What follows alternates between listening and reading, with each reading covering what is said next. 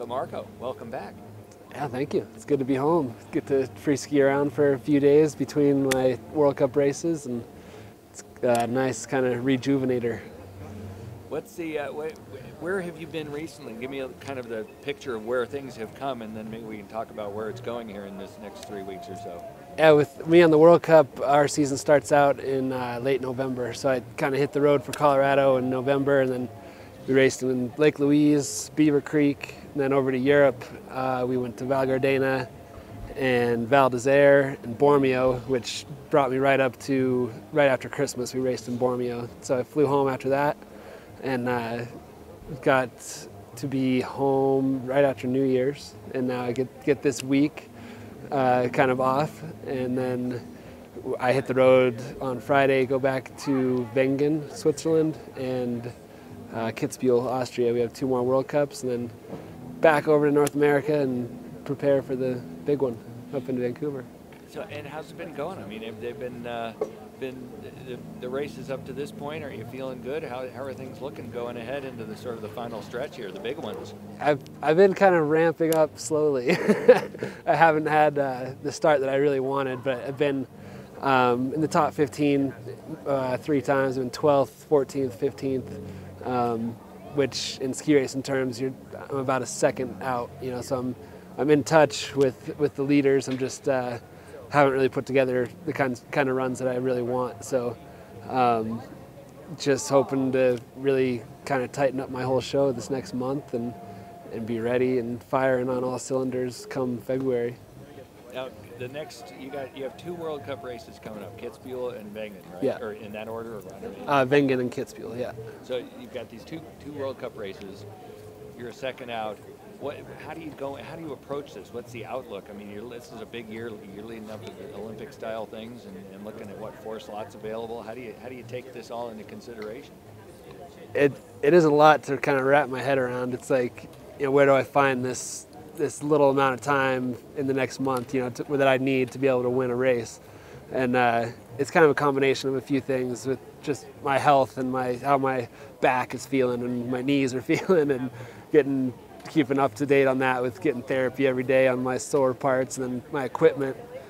We've been changing around a lot of equipment, just trying to find the fastest combination with the new skis and new boots, and we've always got a lot of stuff that we're just trying to find what really, really works. So I've kind of actually reverted back to some older skis that I know I've won races on before, and just kind of bringing everything in, minimizing all the real distractions and just focusing on what really needs to happen for me to be fast. There's a lot of attention on obviously being an Olympic year, racing in general, but even this year heightened even more with you right in the middle of the mix and all the attention on Squaw Valley. Do you have an awareness of that people are really excited, and does it play into what you're thinking going forward? Absolutely. The Olympics brings so much more attention to our sport, and especially with it being close to home in Vancouver, and with Squaw Valley celebrating their 50th anniversary of their Olympics. It's like everything I hear now is just Olympics. Are you going? Are you going to win? Are you going to? And it's kind of like, for me, I just kind of like to take a step back and not completely focus all my energy on that. I've got a week at home of fun, like free skiing with my friends, and a couple more races, and then once I'm up in Vancouver, that's the time when it's got to happen. So I'm trying not to really jump the gun and start thinking about it too early, even though it's obviously in my mind. I've got some other stuff to take care of before we're actually there at the venue. So you're here having a good time this week. Where do you play on the mountain here? Yeah, I came home. My first day was Saturday, and I took about 30 laps on KT, just skiing the Rock Garden and GS Bowl and Red Dog Ridge and alternates and just everything. Just having the first time of the year on KT, and the skiing was tough but good.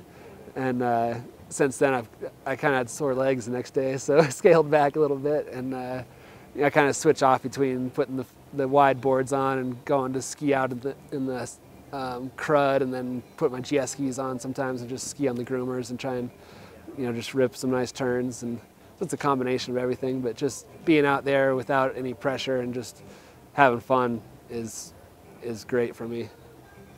Is there, you know, a lot of times the racing world, unless you're completely into it, people are largely detached until, boom, it's Olympic time, and then it's all about all the media. Is there, I know you do some tweeting and follow that one, and is there a way people can kind of follow? Hear people that are Squaw Valley folks that want to know how things are going? You got a blog going or anything? Or? I have a blog. I'm not very good at updating it, but I have a website. It's marcoarcs.com. So marcoarcs.com.